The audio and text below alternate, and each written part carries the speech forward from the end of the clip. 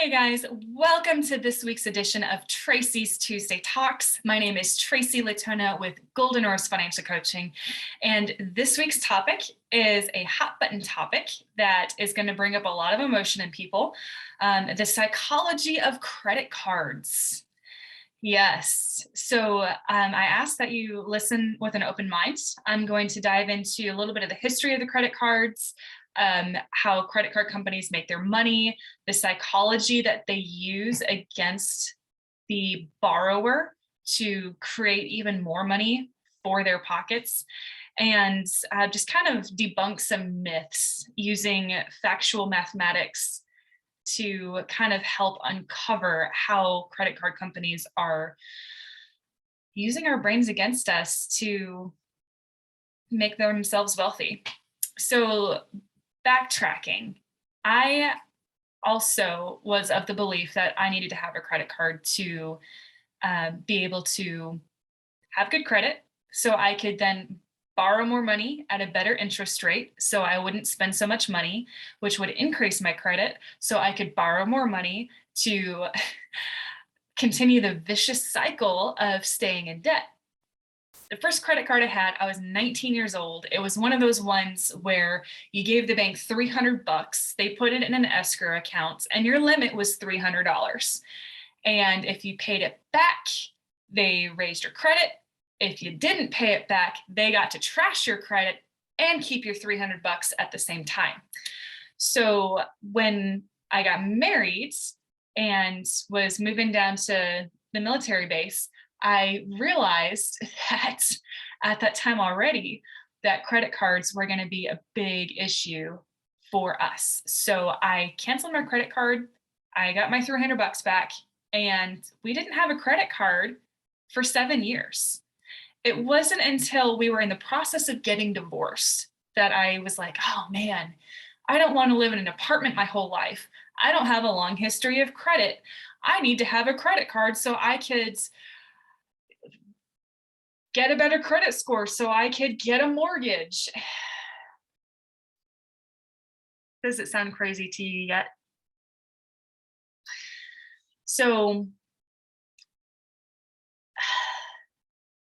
I thought that I would be able to be good with my credit card and pay off the balance and only use it sparingly and use it as a means to set myself up for a better financial future. Do you know how crazy that sounds? Borrowing debt, borrowing other people's money.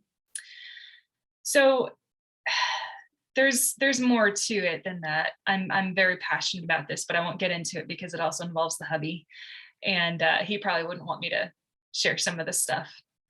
But credit cards became really popular, started really becoming popular not terribly long ago. The 1950s and the early 60s is when store cards started becoming popular. Then Visa and MasterCard and American Express all came along. And basically, it was like, hey, buy now, pay later. Does that sound familiar? And use this card and we'll vouch for you and you'll just pay us back. Except we're also going to charge you interest on anything that you don't pay. So the psychology with credit cards is, on average, unless you're paying a fixed bill like a utility bill, people will spend on average between 13% and 18% more per transaction. On average, 13 to 18% more per transaction than they do when they're using cash. It's easier to throw in some extra stuff in your shopping cart or pick up a couple of things at the gas station, or, oh yeah, I can buy this impulse purchase. I've got room on my credit card. I haven't met my max yet. And when that comes out to spending $2,000 a month on your credit card, you're actually overspending $300 per month than you would be if you were using cash. Let me rephrase that. On average, if you use a credit card and you spend $2,000 a month on that credit card, you are overspending $300 per month than you would be if you were using cash. The reason for that is a method called payment coupling. Now, what that means is, now credit cards companies know this, because subconsciously you know that you're not actually using real money, you're not handing Benjamin over to pay for your groceries or at the restaurant. You don't have the same pain sensors lit up in your brain using a credit card, using a piece of plastic, somebody else's money that represents somebody else's money, and swiping it versus handing over cash, your hard-earned money that you spent time and effort to get. In fact, people who feel less pain with credit cards and spend more don't feel the same enjoyment out of their purchase than those who do with cash. Think about that. The people who use credit cards to pay for a purchase don't feel the pain when they're paying for it. The pain comes later when they get the bill. They don't enjoy their purchase as much as those who use cash. So those who use cash, let's just say you wanted to go out and buy a new rug. Those who use cash for that transaction get more joy, get more enjoyment out of that purchase than they would have if they had used a credit card. Think about that. I wonder if it's because there's a correlation between hard work and rewards. I worked hard. My reward is being able to have this purchase that I worked for, that I now own. It's not using somebody else's money. When I worked for a couple of different retail companies, I was pushed to sell credit cards.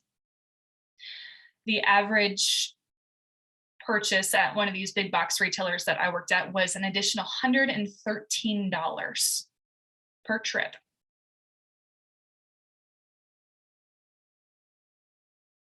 They pushed the employees to push credit cards because they know that consumers are going to spend more.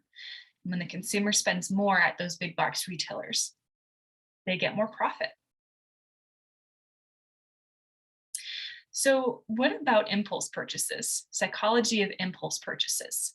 Credit card companies know that if there's no pain in using their money, then it's easier to make an impulse purchase. It's easier to shop on Amazon at 2:00 in the morning. It's easier to just grab that cute top off the rack. It's easier to buy that tomahawk steak for $25 sitting in the refrigerator that looks so good. It's easier because there's no pain. You don't have as much control over your spending habits when you're using somebody else's money. How does that affect your mental health? So they know, credit card companies know, that when you buy, you get an endorphin rush. It feels good. Very briefly. Cash makes you feel better in the long term. But credit card companies know that when you buy, there's something that lights up, the same area of the brain lights up, that lights up when people use heroin, who ate too much sugar, who have an addiction, the same area of the brain. How does that affect your mental health in the long term when you've got a super high credit card bill? So how do credit card companies make their money?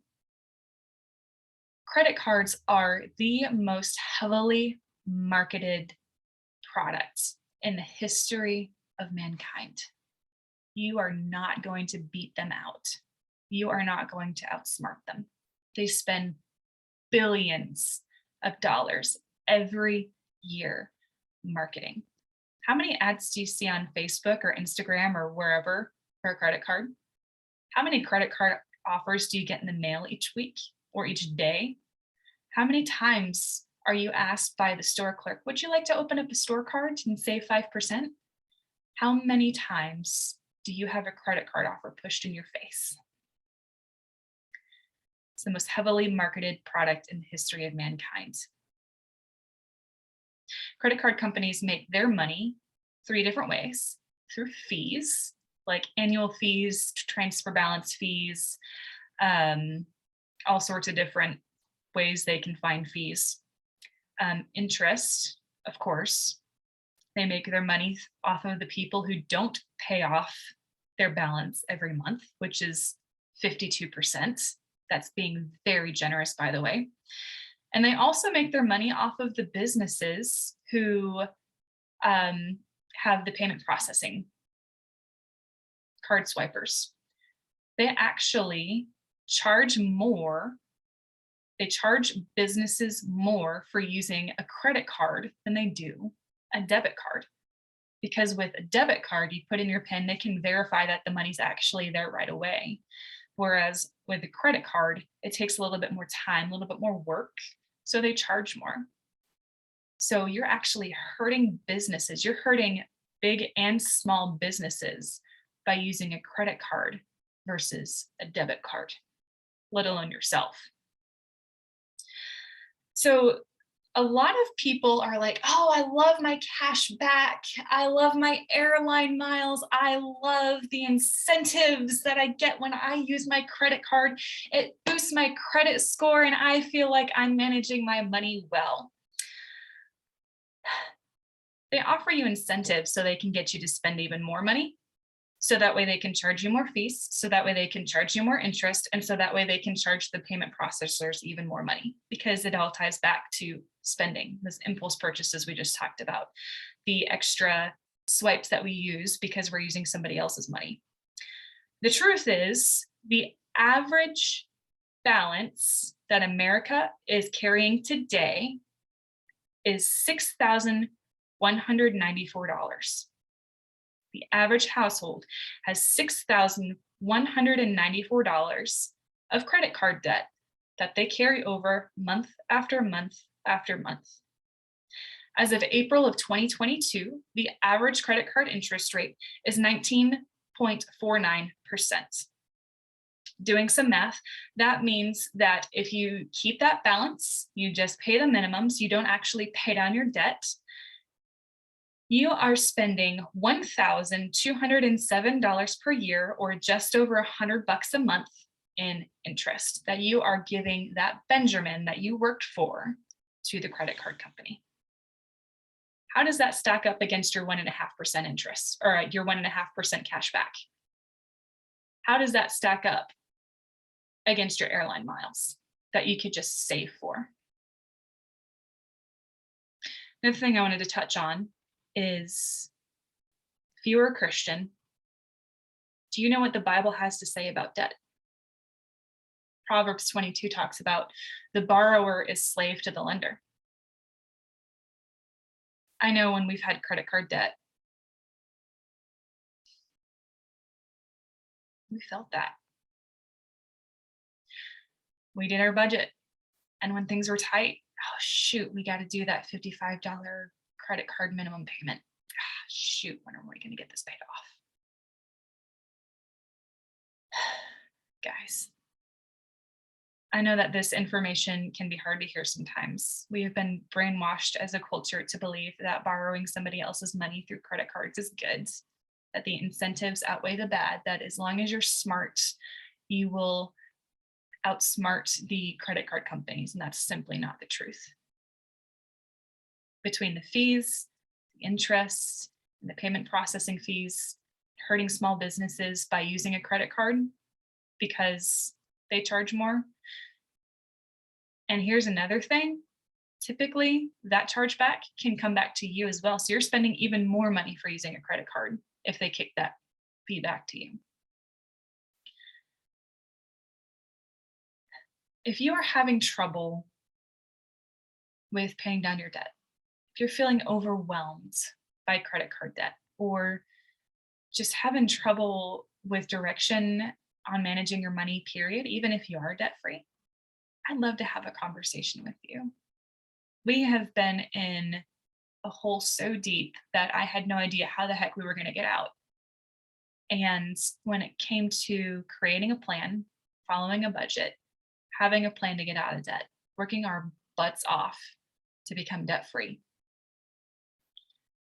there is such a better way to manage your money than being under the thumbnail of the credit card companies who promise cash back or airline miles or a better credit score. I would love to have a conversation with you. And even if you're not ready to cut up those credit cards yet, that's okay. I know it took me some time to be able to just be like, okay, I'm done with these. I'm here as a coach to come alongside of you and meet you where you're at with compassion and understanding, and to help draw that vision out of you that you have deep within you of how you want to live your life, whether that be being able to retire with dignity or traveling or just being outrageously generous. Let's make a plan to get you there. Forgive my child. Let's have a conversation. All right, guys. Thank you so much for joining me on Tracy's Tuesday Talks. I hope this was helpful. And as always, please like and share this video to show your support. Thanks so much and have a blessed day.